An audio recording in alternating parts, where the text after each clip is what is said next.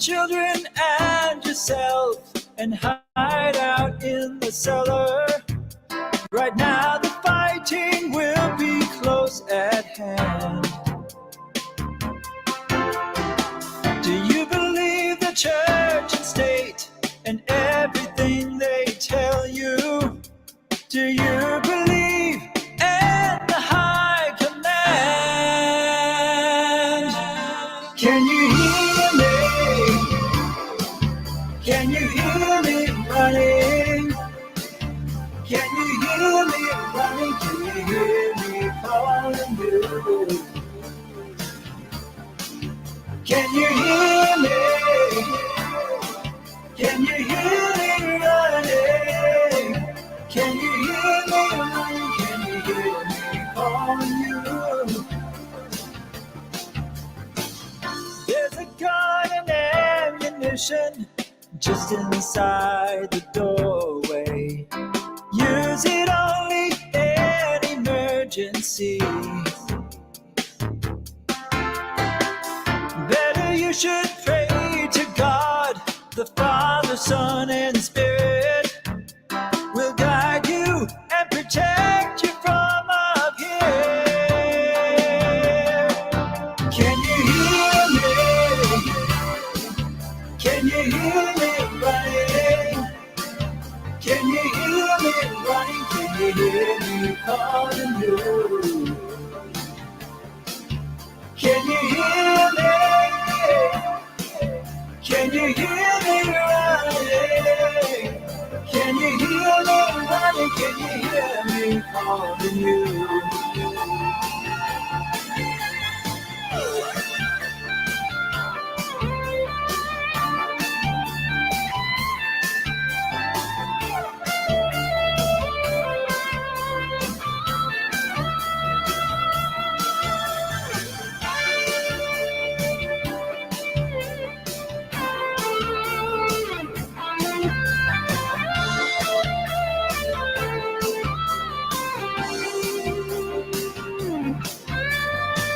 Swear allegiance to the flag, whatever flag they offer.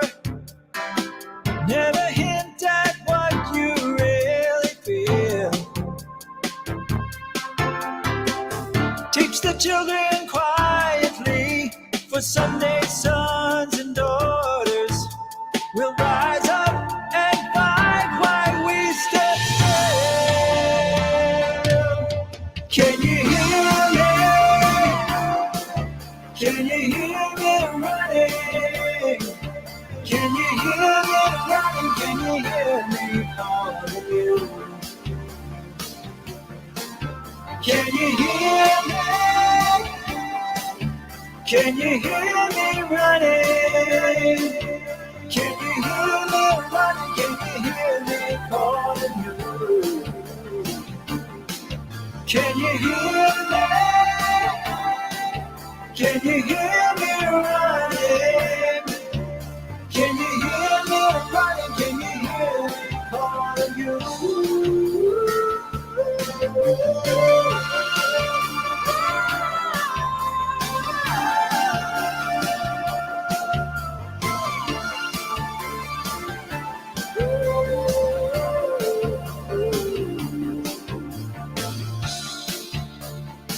Hear me calling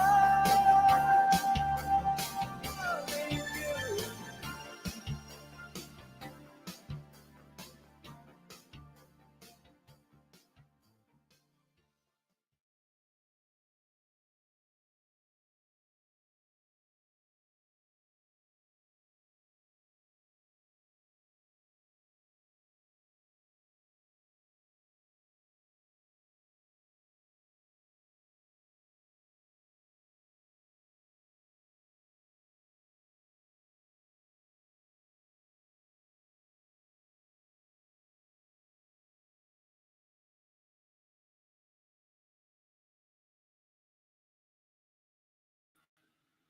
Hello, our friends. I have you like beside me. Hey, Jerry. AB, Jerry, you're here. Is that in my? Did you like that? Did you like that tune, Jerry? That was a good song. Yeah, it's a song I heard years ago. We were listening. I was listening to a video earlier on. We had an mountainous amount of synchronicities Yeah, between the two of us, and so we just decided, since it was a lazy day for you, for me, I would share them. Go. We would share them. So that was one of them. That got my juices rolling. Some guy was, I forget what he was even talking about. I don't remember. Some movie. No, he's the movie guy, right? No, he's not the movie guy. Not. He's No, he's Snyder. Yeah, well, he does all. He's just out there. Good channel. He's out there. Yeah, I mean, he's fucking out there. You're out there. You're out there. Yeah, but this lad's really fucking out. This lad's, when you say out there, this guy's out in the fucking desert out there. You know what I mean? I don't mean. So not probably like me. Literally, I think he probably walked out in the desert. But you know some of my crazy ideas. Is he that far out? Do you think he's even further than me? No. When you bring it all around, he's like, come on. Potato, sweet and sweet. You know so yes, you were listening to him. He was talking about, and then he had a reference to that song. No, I was listening to you previous to that. Oh, right. And then you went off, and I was just listening to him there. He was on about, I don't know what, trying AI or something like that. Yes, that's right. And it was the way he described it. And I was like, that's exactly what you do turn around and you'd say. That's right, because you shared it. You said that's exactly what I talk about. That's what I'm saying, yeah. And then I just went down, and that was one of the songs he was saying he recommended. But it was the film. He says, go and look at the film Final Cut. The video, right? Was that? No, the film is Final Cut. Okay. It's right. Robin It Williams. was right. It's Robin Williams. I've never seen it. I mean, he says a film no one's ever heard of. It is, yeah. So we'll have to look that up later because my brain was too full. Like if you'd given me any more, I would have started to drop things. So yes. Yeah. So that's where we are. Yeah. That's fun. So the video was interesting because, of course, what do I see? At the age. And then, of course, I'm a lyric person, so I like songs for lyrics. So then I'm thinking about the lyrics now in a new way. You're looking for that. And yeah, it was a blast from the past. So that was a cover, and we think he did a great job, so we picked him today. So he's our cover band of the day. I don't tend to get hit by those. I think they appreciate the fact that we share. So it would be super cool if you liked it. Go over and just click, come back, give a thumb, subscribe if you're into such things. But definitely can go over and give a thumbs up. Leave a comment. Joanie Rotten sent me, she told me to come she shared your song. You did a great job. That would be great. Positive. Joanie Rotten shared your song on one of her streams and we loved it. I have 10 of those. He'd love that I shared his songs. He'd be like, would you like to share more? Yes, I do. Maybe. I don't know. Can you do a song for me? Maybe then I could request. Anyway, isn't that what celebrities do when they go, I'm not trying to, support Doritos, but I certainly love Doritos. I'm not trying to get free Doritos. And then the bag of Doritos show up on their desk every day. Okay. Yes, I was not a kid. And he doesn't mean a baby goat. Speaking of that, isn't that it? Wow, Jerry. Ooh, my brain is exploded again. Because they say the goat. Maybe I'm going to go backwards in my thought process. So I've just been thinking things now. So since you're here and seemingly it appears as if you like to listen to the ramblings that are in my head, I will share some with you. Okay. Oops, that's not what I wanted. So I think I'm going to work in reverse because, well, maybe. I don't know. Because I started with womanism. It was me and you watching that video that I had saved. Feminism. About feminism versus womanism. Mm-hmm. We argued. Did we argue? No, well, you and I just, because I get, you had a different perspective than me. You don't see what I see. So I can't argue with you because your perspective is absolutely valid. Yeah. It's just, you're not seeing it from my perspective. I get it, yeah. And the more you know me, the better you get. Practice. This is what you see. Why I don't agree with it. Womanism. You see exactly why I don't get it. This Right. is why we're friends. Well, he describes, when you say the woman is a feminine, what he describes the testosterone and that, Right. you take that for granted, right? He's telling you Right. this is all the fucking things that testosterone gives you. All of that fucking shit. Well, that's And if it. we You don't have to believe that- believe that specific science. No, I do no. think there's something to it, but I Come here, understand when I what say your that problem the is. BLM or something, is that not what we did? You said Well, to they me, just so there's science that has base in some factual, that's, even if it's not all the way there yet. And then there's people that take advantage of these things. So what we've gotten is somebody was in the middle of it. Somebody's doing a study to see if there's correlations. Yes. And during that study, somebody goes, ooh, I could trick a bunch of people into feminization. And then they take advantage of something that we're learning about. Again. Right. Not that's foundational. We're learning about. We're just starting the pieces of what makes us different on these levels. Because that paper he was discussing was what was that, the 70s or 50s, 60s? She was Even it was in the 60s. 70s, no, it was 70s. Before the It was 70s. And I so said, it was something that was taken advantage of at the time. Well, business, business. Again. That's why I work at the patent office, for fuck's sakes. I'm the devil. I'm the CEO of the patent office. What do you mean? Fuck's I own it. Every patent goes through me. Well, that's what you're telling me, the patent. Why wouldn't I patent feminism? There's a lot of money to be made in that. Look how rich I became. Okay, we'll say hi to our friends. Okay, have we got friends? Yes, right. I am going to go back to the kid because that, we're going to get there because of what I see when I hear and see these things. Hey, Gladwin, all my dimensionals and my unmentionables, my dimensionables. That's what I'm going to name another stream. My multi-dimensionables. Now spell it also. It's like a blah, blah, blah, blah. Chairman of the board. Hello, lady. Chairman of the board, and she spelled it correct as well. Yeah.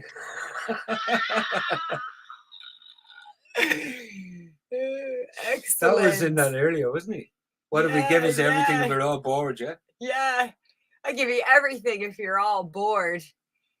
Talking about the AI, that goes back to the God. I hope that you're gonna have fun with me.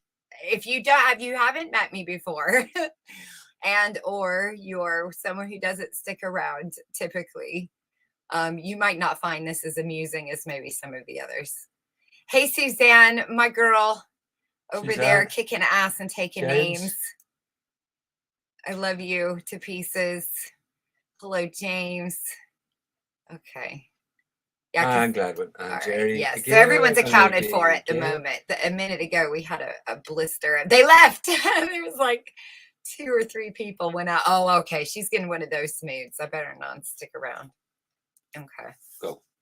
Let's see what you got. But I hate when you're around because I'll think I have found something so amazing and I'll be like, I've done it. I got one. And I'll tell you and you go, that's a load of shite. That's bullocks or whatever. And you just totally diss me. You just totally pop my balloon midair. You shoot air spitballs at my Zeppelin or whatever those things are called. My airship. You told me if a 9-year-old can't understand your there's no point in you doing it. Is that not what your challenge is? So, yes? Yes. So I'll take that as if I can't understand it. Fair enough. Okay. Oh, yes. That's some true sister love there. That's what that feels like. I'm almost positive, Suzanne, that's what the term sister love feels like. If she was the devil, she would control media. No, I sneak in. I'm a card-holding member of the devil's playground. Get on with the fucking show. Come on, please. Yes.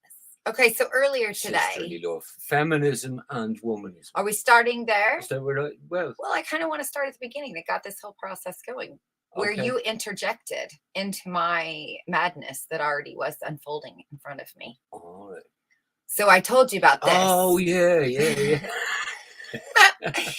So this is what happened. What I get up to. And this weirdo's looking. You know, with the severed heads, 4 severed.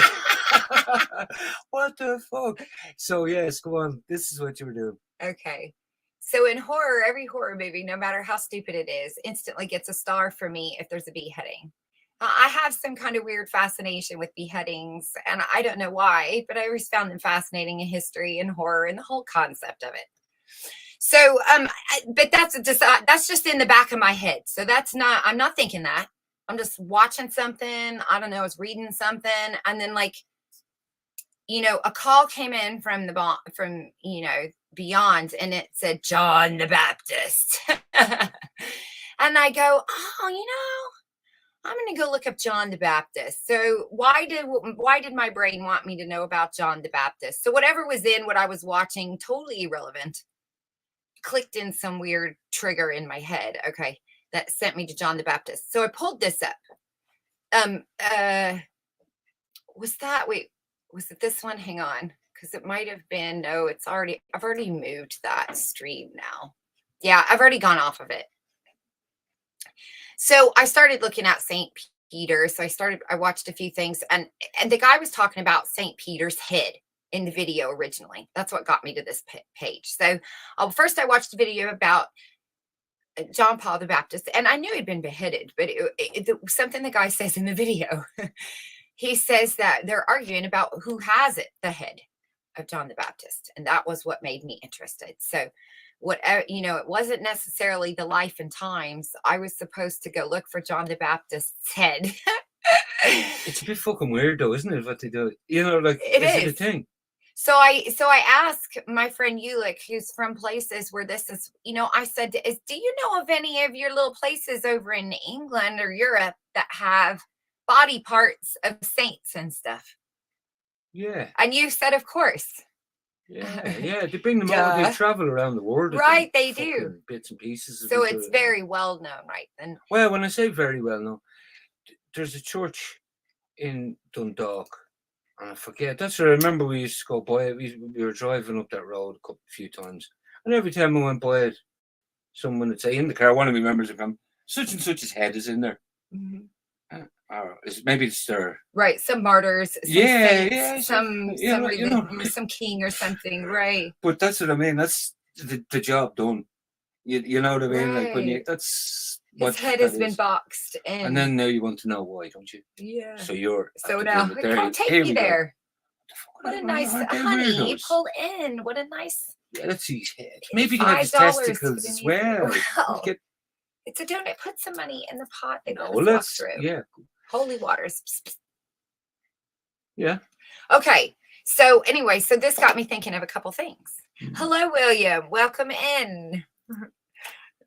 Bring me. What did you say? Bring me the head. Yes, that's it. Is that are you shitting me? Okay, now you're going to have to put it in. Did you really do that, or is that going to be your latest song? Did you just have a song called Bring Me the Head? I have to play it now, Gladwin. You must bring me the link. Bring me the link. I must have the link before me. I call to the court in the rotten kingdom. Hello, William. I hope you're having a good day. Well. I'm working on my William impersonation. Oh, it was you sad. Can't, you can't. Come here. That's William's. He has that trademarked. Come on. Fair enough. Well, okay. You tried though, didn't you?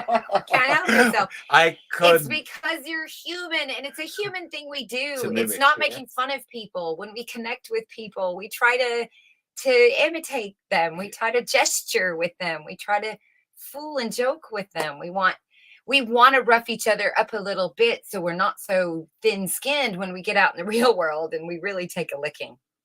Yeah, I love it. It's our way. I call that love language. It's my middle finger. Beautiful. Okay. So now the beheadings. So then I thought about this. I thought about the beheadings, and so I went and looked it up. This was the first article. Of course, it comes to us from The Guardian. So you can already tell, you can tell it's The Guardian just by, the font and the color. I already know it's The Guardian because of the font. See, you recognized it. If I had asked you to guess, I bet some of you would have guessed that publication. So the first one that pops up is this: from St. Peter's bones to severed head, Christians' relics on display. So apparently, and this is just a preliminary, but when I did, just kind of look through, that's just the stuff we all know of. So when you look through it at all the articles, come on, go over.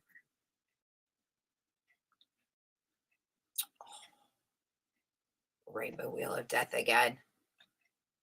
Come on, there it is. You can see that there's a lot of talk about this. How many body parts, preserved saints, body parts. But look, so it's a thing. Well, then I looked up. Of course, I don't get it, but all of you horror people already know. I'll show you what I do get. I get a lot of demon possession, but I was looking for films. Maybe I reworded it wrong. Occult. Maybe I should put occult here. Because I do know horror, and in horror occult films, they often go and find, like, we'll just take Buffy. So I know this one personally. I don't have to go look it up. But in Buffy, there's a season where the devil, Satan, is coming back, whatever, the first vampire, and they have to collect all of his parts. So they got a shoulder from over here, or a claw from over there. They're bringing him together at the Hellmouth to release him from his tomb. So I thought that's a weird thing. That, Satan, in either way, whatever you look at, whichever direction, likes to collect body parts. Rather for why are you collecting so many body parts? I just wanted to know. So then that got me. Okay, so there's the gentleman Broncos, which gets me to the part of the thing, which is over here. So I got to come back over here and pull this. Is that a off. thing for a while, though? Is it a, does it come back and forward? Like, is there a time for that? Oh, man. What do you mean? Well, was it a thing, like, was it fashionable at one time? You know what I mean? To be carrying around bodies and body parts. Well, we've been cutting off hands. I did a stream on that way before StreamYards about why we cut off the right hand. I can't remember. It's been so long ago now. I'd have to go back and see. Yeah, but it's a phase. Is it a phase we go through? The way there's a phase you go through self fucking. Oh, right, because that's body mutilation. That's body mutilation. Right, yeah. That's body mutilation. So is that a way of scaring people or doing something? Is it working? Well, it's interesting that you note that, because I hadn't put that together. Mm-hmm. But the time that we're doing that, when we're lopping the heads off of kings and queens, mm-hmm. is the conquering or preschool stage of the body mutilation, body invasion fear. It's an unconscious stage. That's our princesses and kings and queens. That's the preschool stage. We are coming into the loss of autonomy and leaving, chopping our body, body mutilation and body invasion. So you have this bleed over between the two. As one is getting conquered, the other one is becoming, and that's why there's a lot of bondage and stuff that we see show up in the medieval times, because it's a banging of these two things together, which is why we have a lot of bondage showing up right now as we're going into our fear of being liked, which is why sex bondage is the biggest name in the game right now. Because as we're leaving the fear of the loss of autonomy in our childhood, turning 13, our fear of being alienated and rejected showing up. So we'll allow ourselves to be bound now, because we don't want you to reject me. I need you to love me. That's why narcissism is so prevalent. It's a codependency type fear that's being smashed together at the same time. And we're trying to navigate these two that are happening. I can see it. I can see it when you see so many. Well, narcissism is ruling the world. Yeah, seems to be. It is. Not mm-hmm. Seems, it is. Definitely, and I have thoughts on that today. That was my last. Well, that's the last tab I was looking at. Yeah. Because this has all been in my head the last 24 hours. Okay. So I'll have to switch my tab. Well, I liked this video, and I don't actually think he will mind that I'm sharing it. I can always edit it out if he sends me something, but I'm going to risk it because I personally think that he did such a great job with this. Now, Ulick somewhat disagrees, but I'm going to pause it in the parts that I'll put the link in. But what I'm going to do is pause it at the parts that I went and tabbed. So you'll see it until the point where my head goes, that made me think of this. Okay. And then, so I'll put the link in if you want to snag it. Where do I have to go? Okay. You're going to go. Yeah. You have to go outside. Okay. Thank you for joining us for a minute. Everybody say goodbye to Ulick for a moment. He has some chores to do around the place. Manly muscles needed. Alert, alert.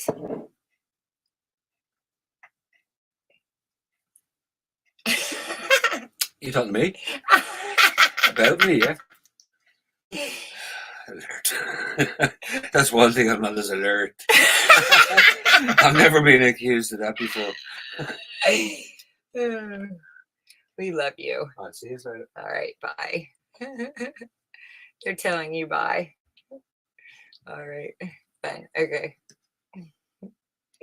AB, this might interest you. So if you have enough time to stick around or check this video out later, if you don't, because you might think I can hear you seeing other things than me or hearing other things than me. And so it would be, and I think he did a well enough job that I would encourage or ask that, maybe you check it out. Maybe you'll be like Ulick and go, that was crap. But I don't know. You and Heather might. How is Heather? I shouldn't have said that out loud. But I asked, so too late.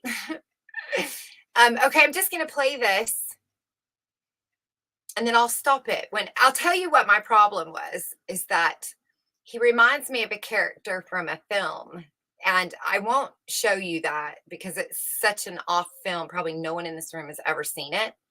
And then after I play this, I will show you a clip from the film and why I struggled for a minute. Why I had to have a giggle, but he did a great job. So I'll get there. Oh, good to hear, AB. Thank you. Oh, trim. Okay, here we go. That's the song, the Evergreen. That's the Evergreen they sing at Christmas time, AB. We think it's about a pine tree, but it is not. The term feminism, as we use it today, first appeared in the 1837 work of the utopian socialist Charles Fourier. The Oxford Dictionary defines it as advocacy of the rights of women based on the theory of equality of the sexes. In this episode, we're exploring the idea that this feminism has been misnamed. We're going to be distinguishing between true feminism and the historical women's movement, which we'll be calling womanism. This new feminism will be a movement centered not on the female sex, but on the feminine itself, and on the currently disregarded values of femininity.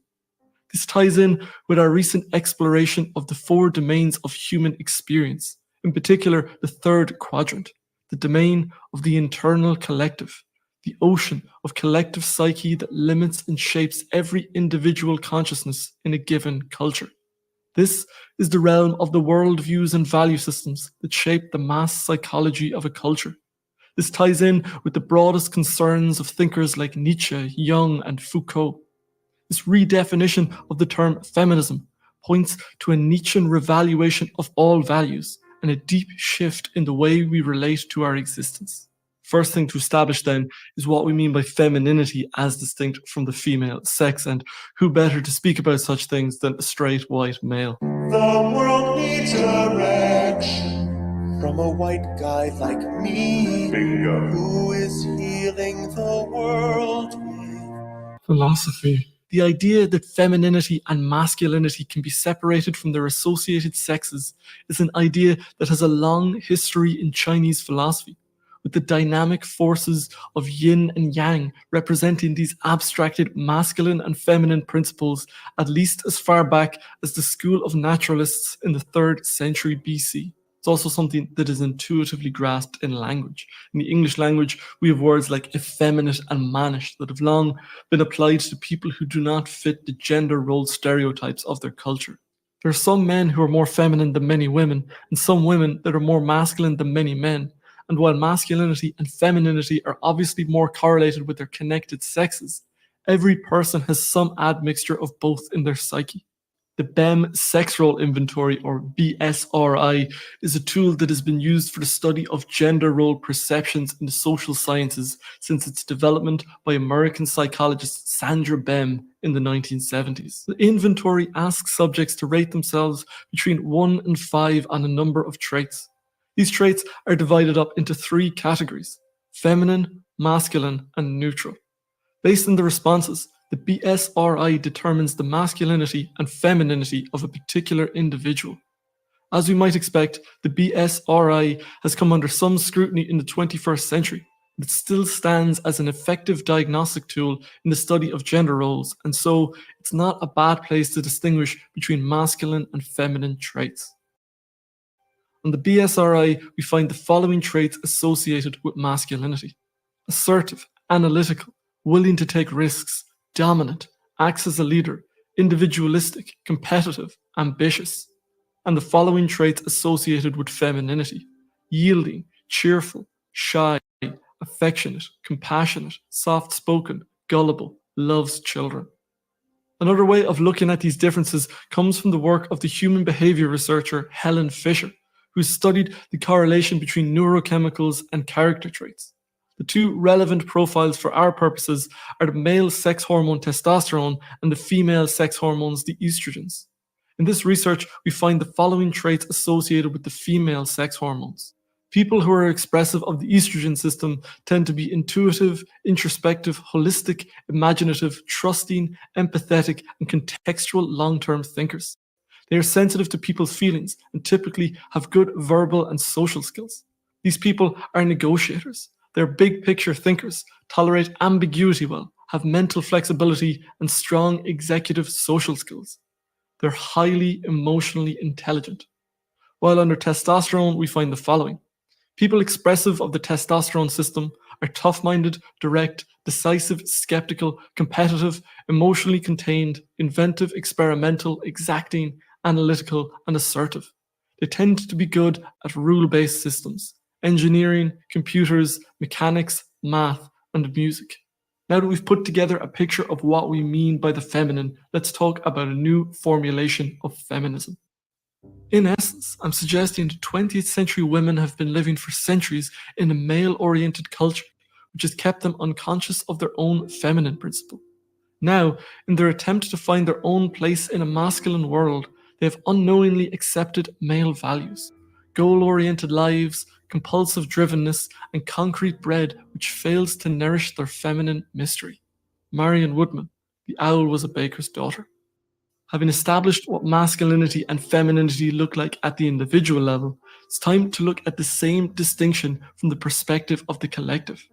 And when you look at the collective side of our industrialized culture through the lens of the masculine and the feminine, it becomes patently obvious that we live in a hyper-masculinized society. The cluster of traits that industrialized society selects for, whether that's the capitalist society of the West or socialist societies like China and the USSR, are the traits associated with masculinity. In the values landscape of industrial society, it is masculine values that dominate. This is the general direction that the term patriarchy is pointed in. The trouble with the term patriarchy is that it runs into the same problem of conflating men and masculinity and females and femininity. The Oxford Dictionary defines patriarchy as a society, system, or country that is ruled or controlled by men. In a masculine values landscape,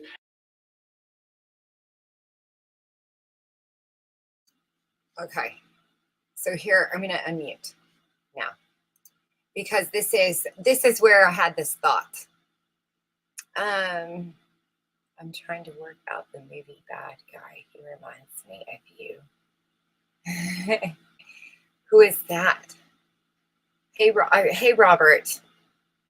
Yeah, we're always doing that. Would you ask me why they always like to let us believe they can understand humans?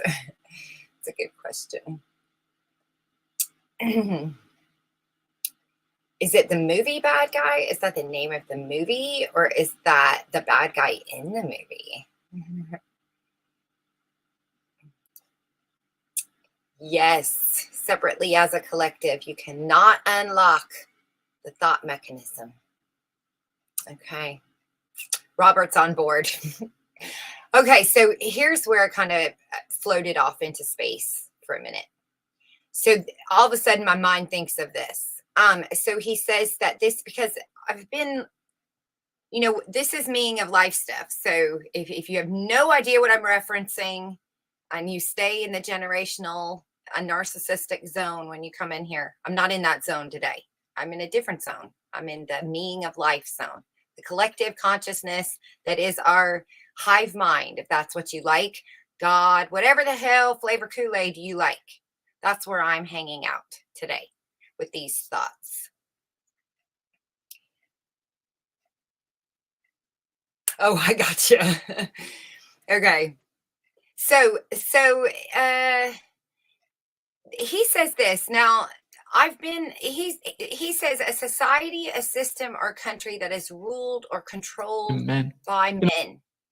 That is what he says. And he shows this, it looks like some, a whip or whatever, right? But it made me think, because it's all in dark. When I'm reading art, I'm reading what the author's trying to show me. And I'm looking like any good truther would at all the symbolisms that's seen and unseen. So I blur my eyes a little, I reference it to things. And just for that moment, it had a little light bulb. That's what it made me think of. He was just holding a little light bulb. Bing!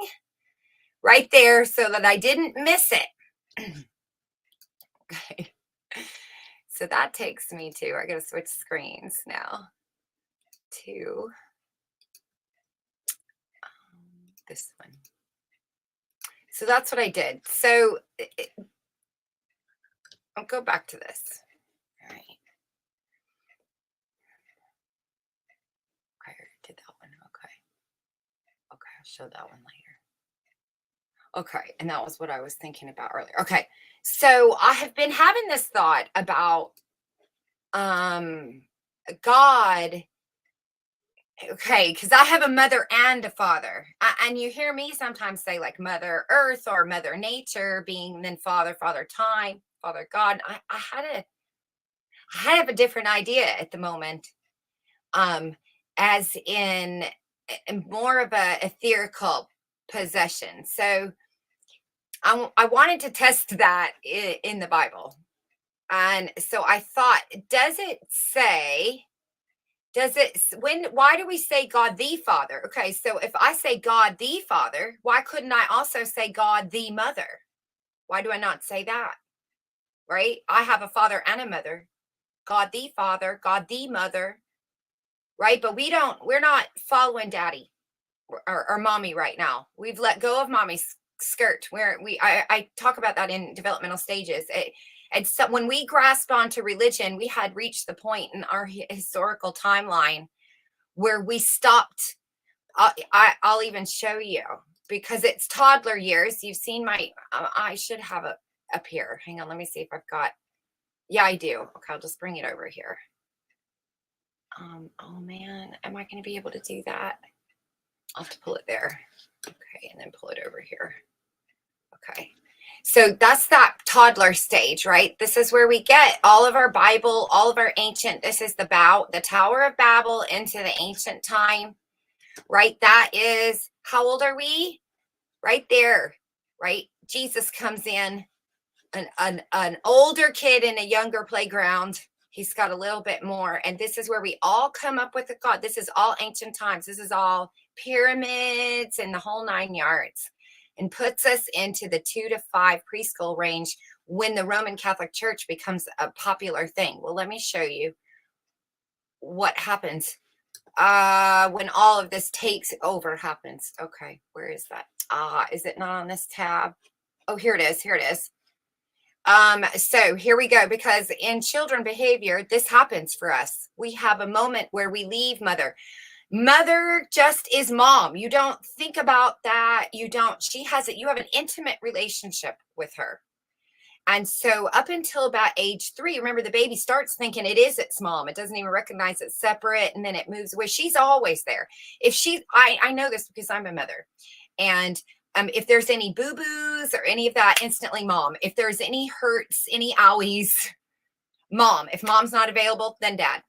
That happens until we're well into our double digits and all the way through our adulthood. But later we skip segments.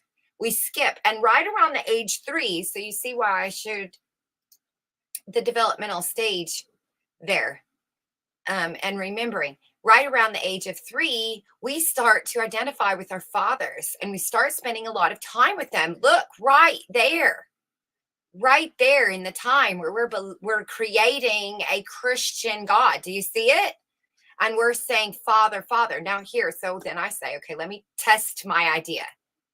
Because if I'm right, and this is correct, and the meaning of life stands, again, another test to see if the behavior fits. See, look, at around 2.5 to 3, your toddler will gravitate more towards you, the father, the majority of the time, right?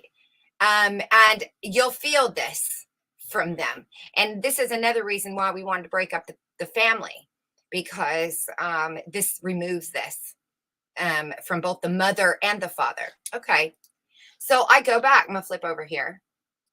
Okay, so the Bible. So I thought, well, I know God the Father. When did God the Father? In other words, I could have also a God the Mother, right? But that's not who wrote the book. Remember, we were 3 writing this book, and God, Daddy was king. Daddy ruled the fucking world. Daddy was a hero. Daddy was this. Daddy, Daddy, Daddy. So we would express ourselves in that way. That's why I think the earlier texts that we have, historical texts, say things like Sophia or Mother Gaia. They have more of a mother atmosphere to them. So in the Bible, I looked this up. So here, and this kind of, I haven't done much further. So if somebody's a biblical scholar and they want to argue me, or let's not say argue, because I have no argument. I'd only challenge you if what you're saying I couldn't agree with. But if you want to challenge what I'm saying, then, open for that. But this preliminary investigation brought forth, it yielded these results. And so it goes on to say, what's the Bible say? For the reason I bow my knees before the Father, so I'd need an older text, from whom all fatherhood in heaven and on earth is named. Fatherhood doesn't even mention the mother, as if he's the only one in charge. That's because at this time, that's the only way we saw things. That's exactly how we saw things. Daddy, Daddy. Right? And so that's very interesting. Okay. So go back to, and it says, ultimate reality is not cold, dark, empty space. Ultimate reality is the Father reaching out and gathering us sinners as his own dear children through the grace of Jesus, the Son, graciously. Our heavenly Father shares the wonder of the fatherhood with us men. Does he? Could have fooled me. To very few of them, to be a father or mother either. Don't think that I don't see the similarities. Okay, so to be a father is a very sacred privilege, right? So here's what it says. You go down here and it says, what does the Bible say about God as our Father? And the Old Testament says surprisingly little. Why would that be? Why would the Old Testament say surprisingly little? Because at this time here, we were still very much not attached to our dads. 12 to 18 months. This is all mama stuff. This is mommy lives here. Mommy reigns. The queen, whatever. The pharaoh, whatever. But we don't see a father yet. We don't actually acknowledge that. So even though we're in our own selves and we're building with blocks, and we're this and we're that, and we're making pyramids with our block towers, this is still not, you're just now getting that aware, unique sense of self or disconnect from parent. So that ability to go off and do your own thing. But you still need, something to come home to. So that's why we would have gotten, our large kingdoms and stuff. It would have been expressed in that way. We need kind of a home base. I got to protect my home base. This is my home, my blanket. I have a unique sense of self, but I disconnect from my parents. I can go off and do things, but I like to come home. It's an idea expression there. So I go back to my God. Where is that? Nope, that's the wrong one. Here it is. And then it says, it through the Old Testament clearly calls God Father a few times. The writers of the Old Testament lay greater emphasis on our distance from God and the reserve we should feel for him. So he still reveres his Father as towering over him, as you know, what he says goes. I've seen this in watching my mother and father interact. I'm understanding the world and my surroundings. So God is revered more as a separate, is revealed more as separate. I need to just spread this out a little bit more because I don't like that doing that. It's bugging me. Separate from us and beyond us. Do you see what I mean? Because that's what we are when we're three. Oh man, because this says the three oldest. So that's close. I don't even need that tab anymore. Get out of here. Okay. 3, right? Nope. So that's the behavior expressed right there in the Old Testament. I thought that was beautiful. So super excited. And I had a little jig because I think that is a gorgeous expression of that exact behavior, which leads us into the Son of God, which happens when we start noticing our dad and our dad starts noticing us. We've now grown out of needing mommy. And so now the son becomes focused on the father. Why? Because it's very important for these developments. He needs to be able to go out to the shop and hand his dad tools. He needs to be able to recognize the names of things. He needs to be able to be away from his mother without being afraid or being fed. He has reached his I am moment at 3 years old, and he's ready to take the next step into moving into the 6. So as 3 is an odd number, it's a building year. So this is building times for them.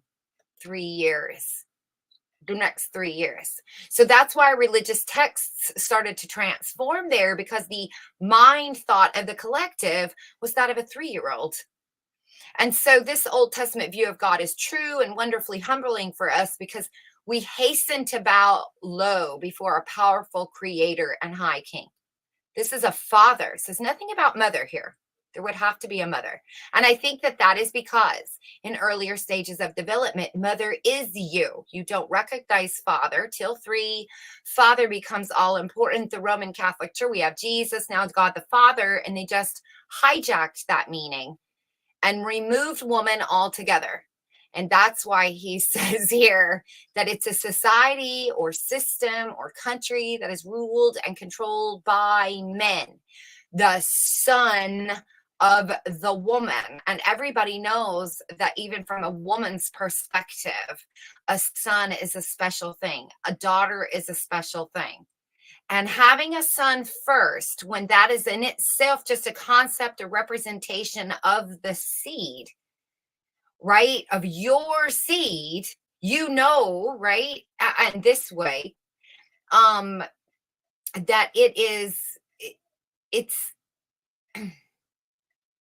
worth protecting. So that's why we have the Garden of Eden. And it was automatically protective. Of course, we were protected back then. Our civilizations were rocked through how perfect the ecosystem was and how imbalanced things were. Mother Nature at her finest, or a young adult Earth, because in Earth's first conception, it had moved past its oceanic or Neptune stage and was turning into a young adult or an Earth star. And that's why we have the water before. That's why we have the fish. And on the first day, the fish. And then she becomes a young adult, and then she starts to have birds, and as the waters recede, and then we have the mammals. You get it. It's exactly the process that stars go into. It's the same process that we go into, which is exactly what we look like in fetal stages. At once you looked like the fetus of a fish. You were once a fish, but you didn't evolve. So it's that evolution of your sun, of the sun, the light. That's why we worship the sun. That's why we have the sun, the Ra. It's SUNSON. Everyone in this room knows that. I shouldn't even be blabbering, except I'm just making reference to exactly what I'm referring to. But I'm not going to explain it. So that got me thinking, okay, so mama. So there's something I know about mama. Oh, okay. So yeah, just back in that Bible thing, it does just go on to say that, but in the New Testament, although God remains holy and majestic, Jesus is a clear emphasis on God as the Father. So we have us. That's what Jesus represented, right? Us, the Son, the human Son. He comes into our toddler baby world where we're all beating each other up, and he says, hello. He comes right here as we're moving to preschool stage, and he says, look, you guys don't have to be fighting anymore. Stop biting each other, toddlers. Stop taking each other's stuff, preschoolers. You can share. There's plenty for everyone. We can all get along. Right? Shows up right there where that is exactly the behavior that we're learning. And he says, I am. He has an I am moment. He is a 3-year-old. He says, I am a full self, because it's full self-awareness during 2 to the end of 5 years. So up to 6, in the beginning of 6. So for these 3 years here, you master the full sense of awareness. That's what Jesus represents. You get a routine. You get religion. That's what routines were they not? You get begin your individual interaction with others. This is where we started questioning how we behaved with each other. We start using language to express needs. This is, look what we're doing. Look at the time that we start learning these things. Look what we were doing. We were traveling everywhere. We started going everywhere. We had the trading posts in the Bahamas and stuff, pirates and things. What do you think was going on in the beginning of this preschool stage and in the middle of our preschool stage? So I asked myself, so that's what Christianity gave us. It's beautiful. It fits right in the meaning of life theory. You can see it. If you can't see it, ask me questions. If you can't see what I was just explaining, ask me questions so I can better explain it. Maybe I'm not clear enough, because I don't want you to misunderstand. It's very, I get it, but sometimes I can't explain it good. That's why I have friends that will interpret for me. So I found that this is something I learned back in like high school or college, something I'd read. It was, but this is a new article. This is from 2019, but it holds true. So when people are dying, so I had, the story that I had read was from a war nurse, a nurse that was in, I think, Vietnam or Korea War, whatever. She was in these wars, and she had wrote in memoirs, and in her memoirs, she had described the amount of young soldiers that cried out for their mothers, and exponentially more for their moms than any other thing that might be called out for, even God, above God. Oh, so when I was doing all that, that's where it led me, because I happen to already know this. So I found a great article that's going to explain what I just said. Why do dying men call out for their moms?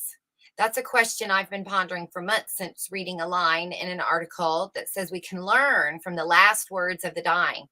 Surveying how many of the dying using similar words, often evoking childhood and family in their final moments, the author quoted a hospice nurse from a German magazine about how there was, in this nurse's experience, a common factor among the men whom she worked. Almost everyone is calling for mom or mommy in their last breath. What? Why is that? Because that's the bosom, that's the womb, that's the warm arms, that's the I'm hurt, that's the I can't go on, I need to feel that again, right? Makes you verklempt. Like, you know, for me, just because at the time when I read that, I didn't even have kids at the time, and I thought that was very powerful. And I didn't even recognize it until just now, how powerful of a statement that was. So so this just was beautiful. So anyway, you can clearly see this as a thing, and then it goes on to say that this made me wonder why, because it's a Christian article. Why is this the case? I think we get some sense of this in the death that all of us who are in Christ have experienced in union with him, his crucifix outside the gates of Jerusalem. The gospel writers tell us that before him stood his mother Mary, which is why we would see her as being very the Roman Catholic Church, the devil sees her. If I'm not saying it and I'm offending someone, tell me your correct pronoun so I can say it right. The church saw her as being very sainthood, but there's this pull and tug going on with how we treat them. As a matter of fact, some of the last words our Lord was used arranging for the care of his mother by his disciple. And the gospel writers also foreshadowed all along the way his mother's presence in that awful moment. And the prophet Simon tells her in the temple courts when Jesus was only 8 days old, behold, this child is appointed to the fall and the rise and many in Israel and is a sign. Why 8? Forget, this is a fairy tale I'm reading. And in this fairy tale, they want me to know that the princess is 8 years old, or they want me to know there were 7 swans, or they want me to know. Why did they say this at 8? What's so special about 8? We talk about that in a child's developmental stage. What is so special about 8? So how could Mary have not remembered this prophecy as she stood there, perhaps with her own son's blood spattering on her face as he writhed in the pain before her eyes? The heart within her was sword pierced indeed, right? The all son. Now, that reminds me a little bit of like in The Exorcist, not The Exorcist, the Poltergeist, where they say, stay away from the light. Right, where she initially tells her to stay in the dark. Stay away from the light, Carol Ann. My pronoun is it. Fair. Anyway, I thought that was pretty amazing because if you've been following along the Meing of Life saga, that's a pretty big, interesting dot, don't you think? And it makes a lot of sense as to why we're there. So now that you see where my brain went from this question or this statement here, why the Son of Man? Why the Son? When you finish listening to it, I'll pause it on the next thing that made me think of some crazy stuff along these same lines of, what are we doing to our women and men, right? What we've talked about this so many times in this channel throughout all of my resurrections of the male and the female are being brutally attacked. This is the genocide of what is human because we are transforming into an adolescent self. And what does an adolescent self do? Let me just give you a hint. When it comes to their fathers, they'll do anything to either get back at him and convince him he was wrong, or they'll do anything to show him that they aren't a dirtbag, right? Convince him that he's wrong. Or anything to be exactly like him, right? So we're going to have this. We have so many shitty dads on the planet right now that there's going to be very few of us that have been raised with good role models. And so what are we going to have? An entire school or planet or school system or universal cosmic hive mind thinking of, I'm going to prove my dad wrong. Because that's what hell's going to feel like in high school. Your dad always putting you down. Your dad always, if you don't say no to him today, you're going to spend 4 years under his rule where he's pointing his finger at you and saying, while you're under the roof of my house, you'll do what I say. Nope, you're not taking the keys out tonight, the car out tonight, my son. And no allowance either because you didn't wash the dishes. That's exactly the utopia that these people have in mind.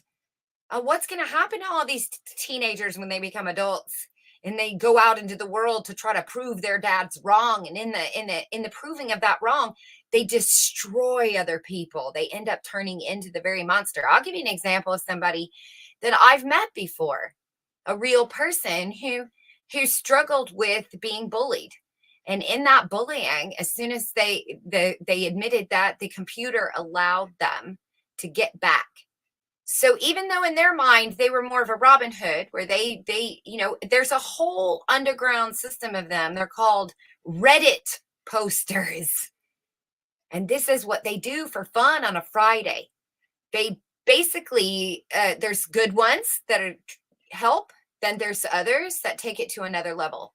And just because you were a pompous prick, and rightfully so, I in some cases, I'm sure, but even if you're not, maybe they're just a narcissist and you didn't like their video, or you thumbed down their comment and they took it some type of way, and they make you their enemy. That's the society we're going to live in, because that is the behavior of people who grow up unheard. That is actually what they become as an adult.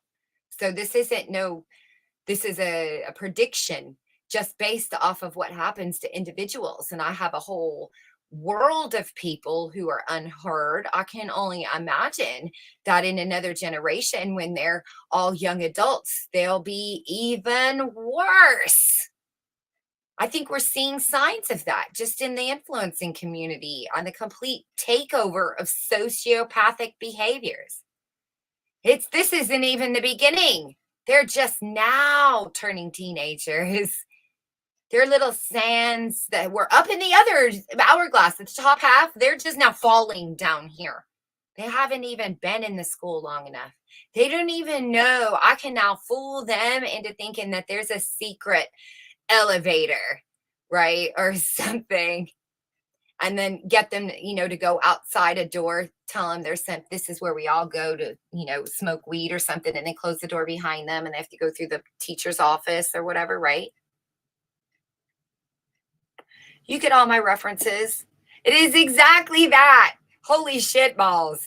That's a perfect definition. It's the 1980 version. YouTube. That would be a great, like a commercial for YouTube. Somebody make me that, like a little, all like totally 80'd out with the laser lights and the tick and Max Headroom style. Remember when we all did our class portraits, and that was the little pink and blue zapping lines behind us, and then your Cosby sweater.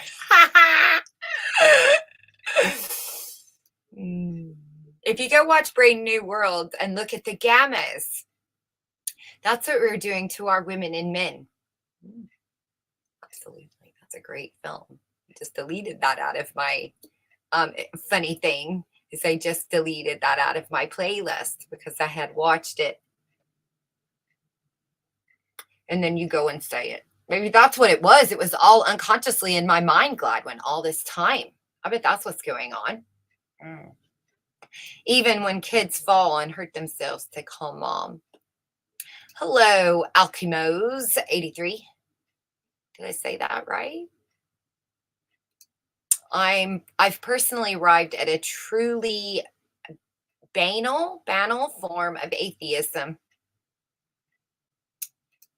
Too young to have spouses and kids. Okay, I'm back to the video now. Okay, so everybody's following along. I see by your comments just that you're absolutely. I got a bit obsessed with God being female about 10 years ago. My friend is still writing psych trance under the name Mother's Mantra because of it. Oh, how interesting. Gladwin, I'd be curious to hear your notes. This isn't much longer. It's only 16 minutes long altogether. Would you be interested after we watch the whole thing if you'd like to discuss it or whatever? That would be an interesting discussion to have, just to hear what you've figured out, what you've come to understand from it as we're all learning together. Okay, so I'll go back to playing this and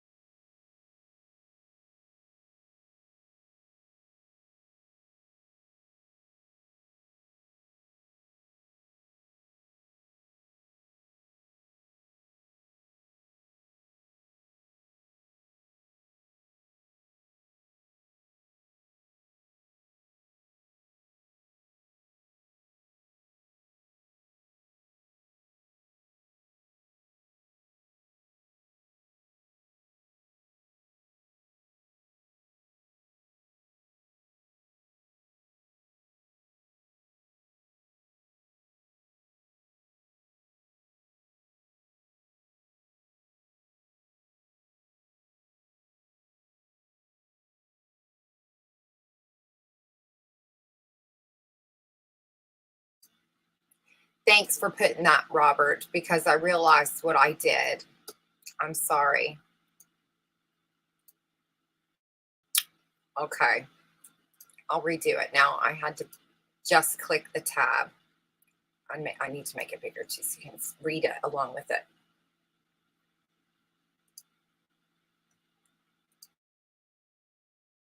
Scale, masculine traits are more correlated with males and feminine traits are more correlated with females. As such, in a landscape that is organized according to masculine values, men have a statistical advantage and are more likely by the setup of the landscape to come out on top. Historically, the women's movement has sought to overcome this. The basis for this movement has been the idea of the equality of the sexes. The womanist movement felt that women were being kept out of the workplace and places of power because of historical oppression. The direction of this oppression was seen to be men over women, but this, as we are arguing here, merely obscures the real depth and nature of the problem. All of this brings us to the real crux of the argument. The historical movement that we call feminism has not actually been feminism at all. This historical movement that in this episode we're calling womanism achieved a big shift in the organization of society, but not in the collective value system. Womanism brought women more and more into the masculine value system. The integration of women into the masculine value sphere was the ultimate victory for what we might call masculinism. Looking back at the traits associated with femininity in the BSRI, we find the following terms: yielding, compassionate, tender, soft-spoken, and children-loving. These traits don't bring to mind coders in Google, Fortune 500 CEOs, or Wall Street bankers. I'm not a cat. Those top-paid job descriptions are more intuitively connected with masculine traits like assertive, analytical, willing to take risks, dominant, aggressive, competitive, and ambitious. By framing it as a problem of women versus men, womanism unwittingly validated the culture's value distribution. It affirmed the value of competitiveness, of ambition, and of dominance, and it argued that women are just as competent in these traits as men. And so what womanism ended up doing was initiating women into a masculinist value structure, a landscape where their gender-correlated traits are punished rather than rewarded. The post-womanist world has never been so masculinist. Sure, a few more of those with power and influence are women, but the value structure is exactly the same. Womanism consummated industrial society's apotheosis of masculine values while putting the final nail in the coffin of feminine values. The entire thrust of womanism ended up being not a revaluation of the feminine, but an initiation of women into a masculine paradigm. What has historically been called feminism is thus, ironically, a masculinist movement. Rather than weakening the competitive dominance paradigm of masculinism, it concretized it. Nothing has done more to devalue the feminine than so-called feminism. But, we should hastily add, there was no other option. There was no way the women's movement could have brought about a revaluation of the feminine, given the lack of power that women had, and it was unlikely to be instigated by men given the cultural perceptions of women's inferiority. Perhaps then the revaluation of the feminine could be more accurately portrayed as the consummation of womanism, as a new wave in the movement where, as women got more power, they could work towards a revaluation of the value system itself. This is in fact exactly what happened. In the 1980s and 90s, the equality versus difference debate was a major battleground in the women's movement. Ultimately, however, the equality camp who argued for the similarities between men and women won out, and so-called difference feminism fell out of all favour. And so, rather than affirming the value of feminine traits, rather than valorising care, community, cooperation and connection, womanism abandoned feminine values. And so, we live in a society that has become completely imbalanced towards one way of viewing the world, the masculinist value structure. Unsurprisingly, the total dominance of the masculinist value structure has quickly led to cracks appearing in the foundations of society. In his 2002 work, Authentic Happiness, the father of positive psychology, Martin Seligman, noted that mounting over the last 40 years in every wealthy country on the globe, there has been a startling increase in depression.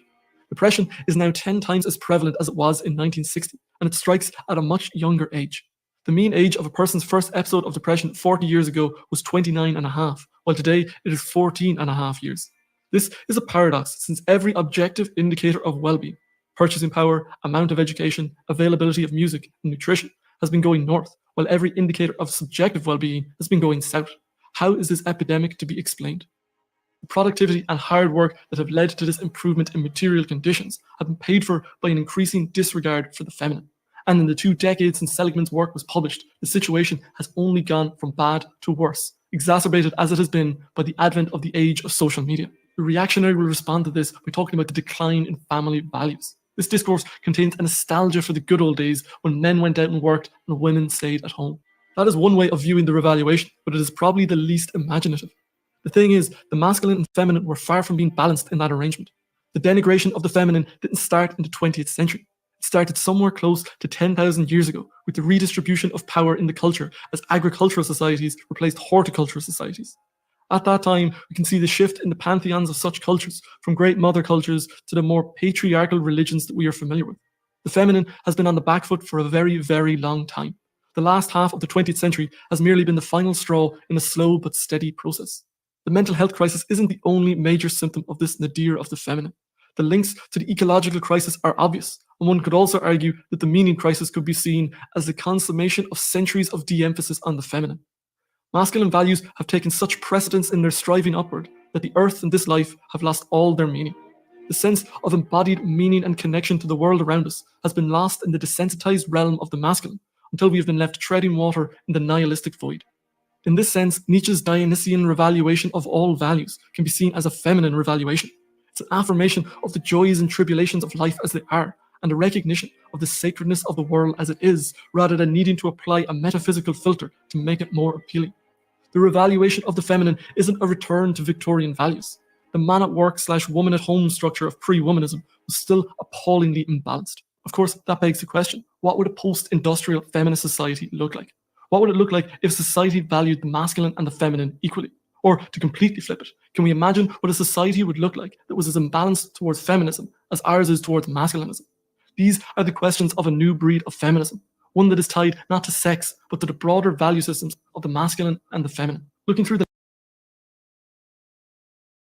I just wanted to stop right there because I thought that was interesting when he made you think about what would a society look like.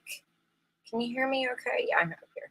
What would a society look like if the opposite were true and we had the feminine characteristics, not women, but feminine characteristics? And it made me think of, whenever we have those utopian type, movies, even Star Trek, I think, had it. When you go to the one planet and everyone is real calm and it's almost cultish. It's there's no, it feels off as well. So to try to go to that other end of the spectrum isn't necessarily right either. I think the idea of trying to find a balance, and I think maybe that's what ideally politics should be about. Isn't that why they use the scale of justice, or the Libra, the balancing? But they don't actually live up to that name at all. It's the opposite of that. Anyway, I'm just going to take it back for another minute because I interrupted. I didn't want to mess up the flow too much.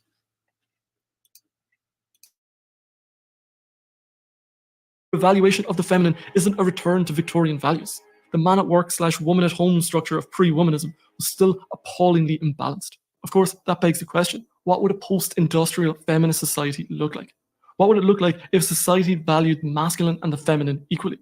Or to completely flip it, can we imagine what a society would look like that was as imbalanced towards feminism as ours is towards masculinism? These are the questions of a new breed of feminism, one that is tied not to sex, but to the broader value systems of the masculine and the feminine. Looking through the lens of this distinction, you can already identify a number of individuals and schools out there that are operating out of what we might call a feminist paradigm. You can see elements of it in the school of ecofeminism, in the work of people like Charles Eisenstein, Brene Brown, and alternative economists like Jason Hickel and Blair Fix.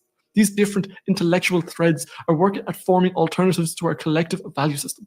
The more communitarian, compassionate, and yielding feminine values might just find their hour as the consequences of the imbalanced masculine value system come to full fruition. True feminism wouldn't simply be about paying nurses as much as CEOs, or of changing societal attitudes towards being a stay-at-home parent. The revaluation of the feminine is a shift that would completely reorient our entire globalized ecosystem. It's nothing short of a Nietzschean revaluation of all values. Now, what that revaluation would look like and how that would be achieved is obviously beyond the scope of this video, but I hope you found the idea thought-provoking. That's everything for this episode of The Living Philosophy. I'd like to thank Shane, Croissant Eater, and all the other patrons for their incredible support. If you enjoyed the video, please give it a thumbs up down below. And if you really enjoyed it, you might want to head over to Patreon, where you can get access to monthly Q&As.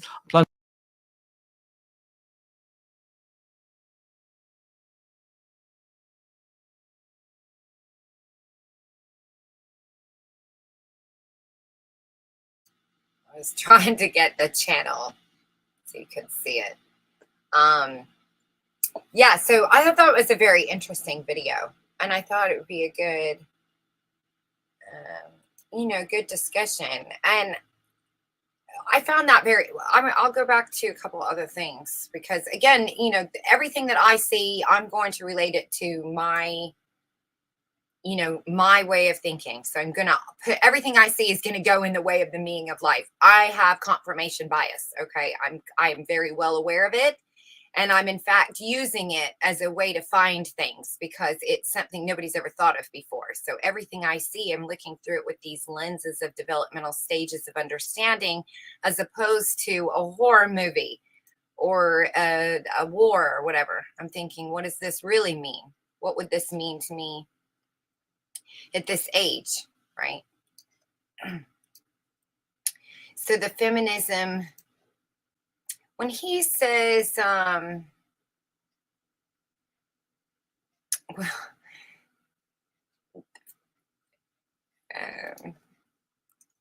yeah,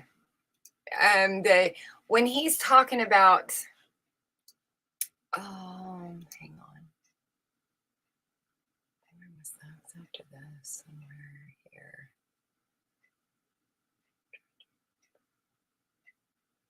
It's an image somewhere that got me thinking. Oh yeah, when they had the he said, she said thing. So when we saw this complete reversal happen, I thought that was very interesting because we can go back and look at it, and this is what it reminded me of. So this is the image that popped in my mind.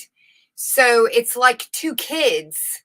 Anything I can, that song, anything you can do, I can do better. Right? That's what we had here. And from the girl's point of view, that was all right. I was a girl.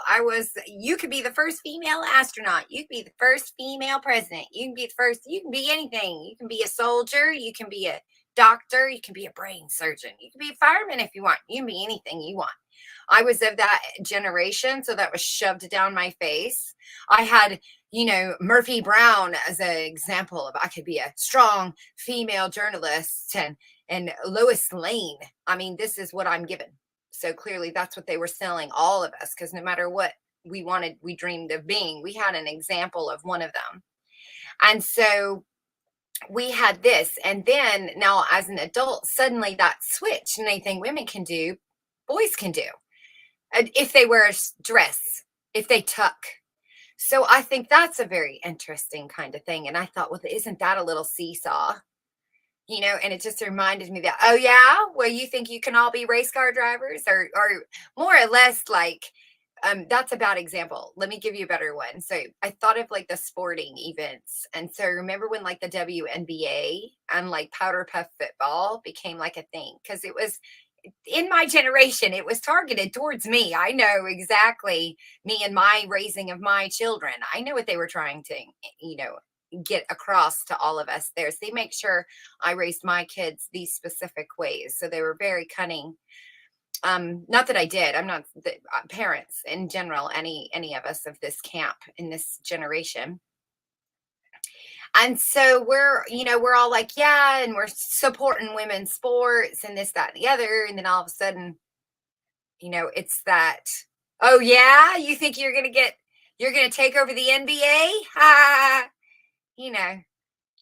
we'll do you one better. Like they trumped each other. Like they're playing a game of war, and his card, the male card won. He throws it down. It's a king and it trumps your queen. Fuck, I just lost all my cards.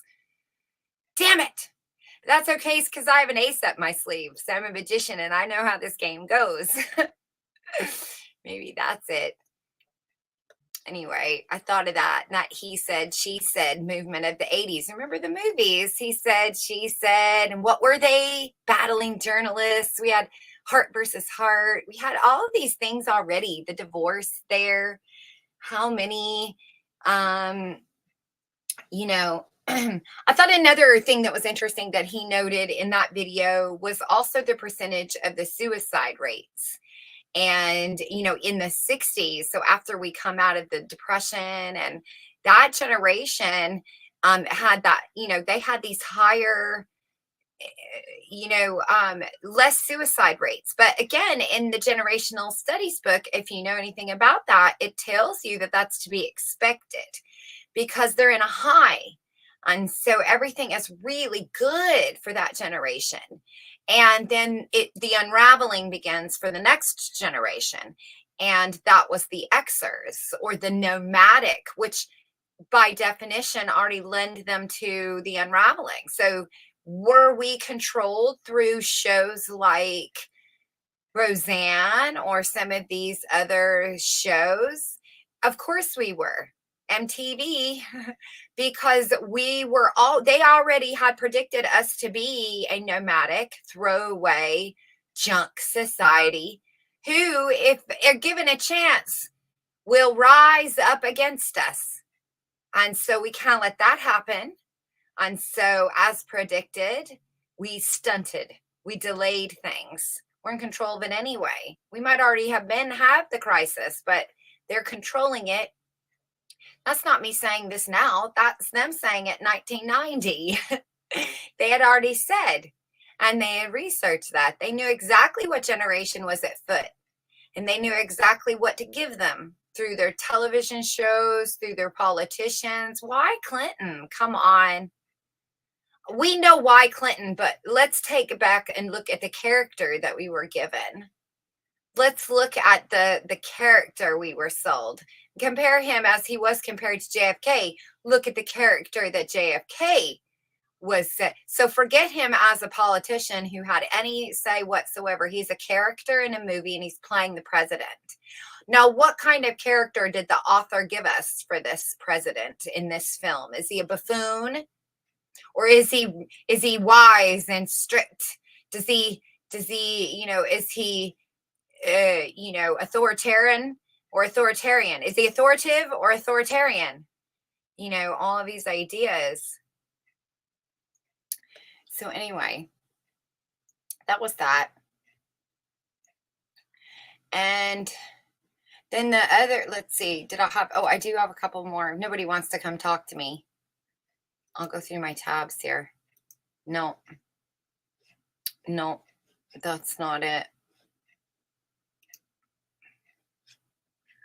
Yeah, so in the I'll have to change my thing. In that video, in the song that we played earlier, I didn't play the video because I didn't want to. Oops, I don't want to do that. I didn't want to, get struck or something. But the video, was very interesting. Can you see that? But here's the lyrics to the song.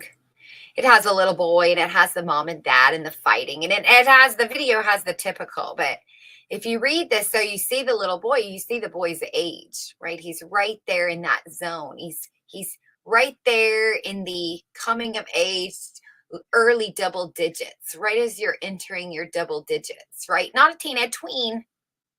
The time that you got to figure out who you are. Because you won't know that not that one. No, not that one. Here it is.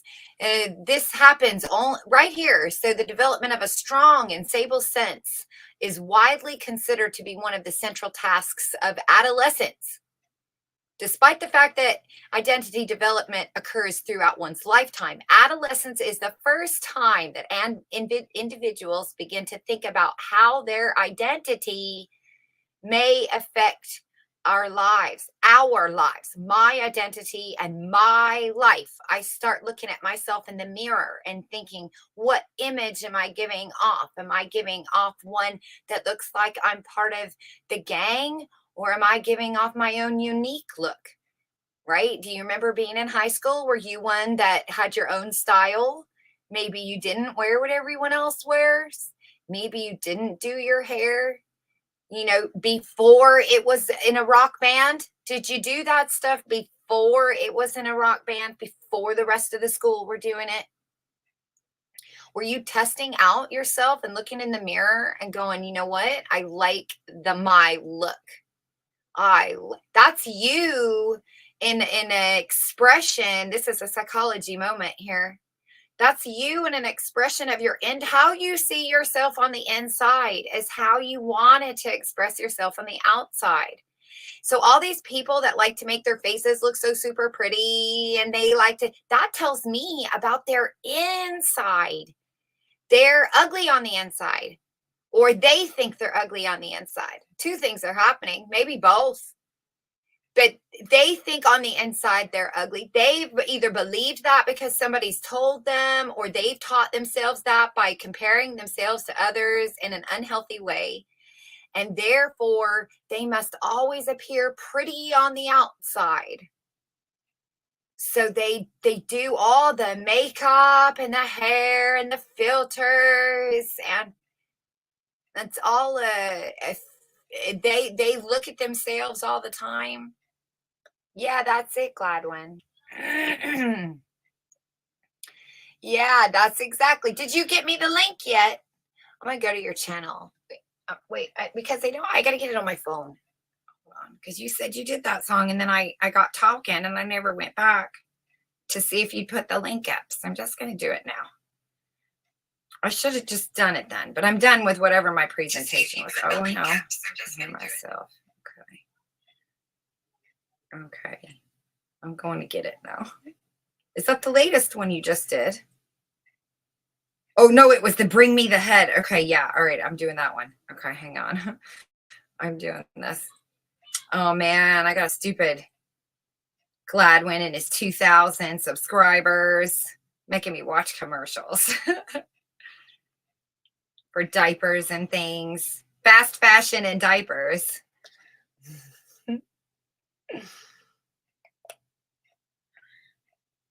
I just got rid. Oh no, don't play it. Okay, I won't. Because you just got rid of the earworm. I understand. Okay.